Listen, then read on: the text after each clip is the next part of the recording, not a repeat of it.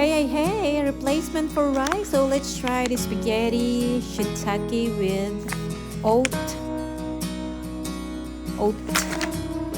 Ayan, so this is our replacement for the rice. It's not for me, but for my husband. So we're gonna try these miracle noodles. Let's see, I get one each. So I'm gonna tell you next time if it's good. I'm gonna taste a little bit. So I will tell you soon. So this one is a rice shape organic shiitake with oat fiber. So see you guys next time. Take care.